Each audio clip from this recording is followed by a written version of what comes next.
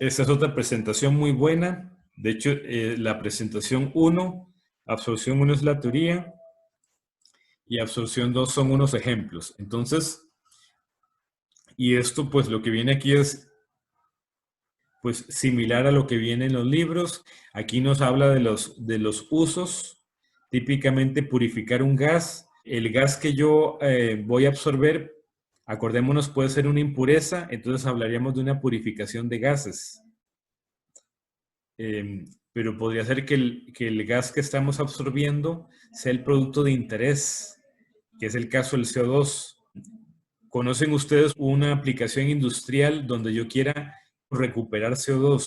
Es más, queman un combustible y luego capturan el CO2 porque tienen que darle un uso industrial al CO2. Que conozcan ustedes.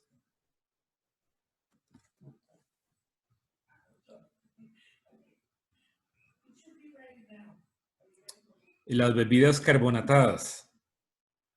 Sí, en todas las plantas de bebidas carbonatadas usan CO2. Fíjense que si yo tengo una torre de absorción, después yo tengo que reciclar el solvente, entonces en realidad son dos procesos. Tengo que tener a la par la torre donde hago un arrastre, donde hago una desorción para recuperar el solvente.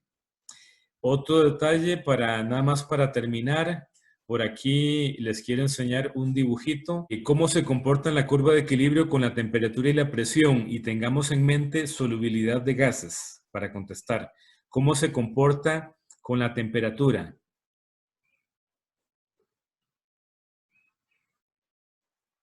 O sea, ¿cómo se moverían esas curvas de equilibrio de gases si yo aumento la temperatura, por ejemplo?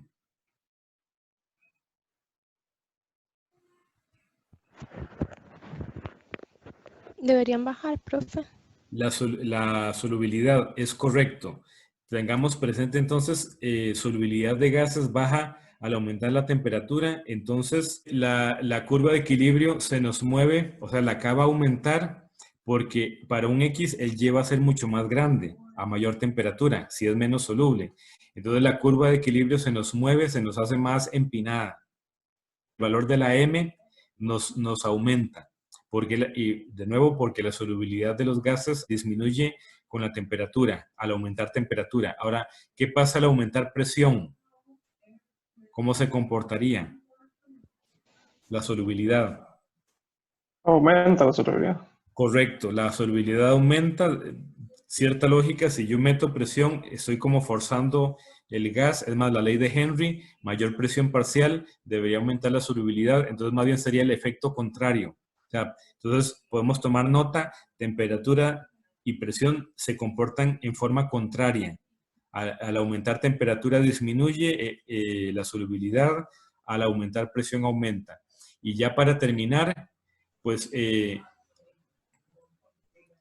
fíjense, hemos hablado de Y igual mx y que en absorción vamos a suponer que la línea de equilibrio es una recta.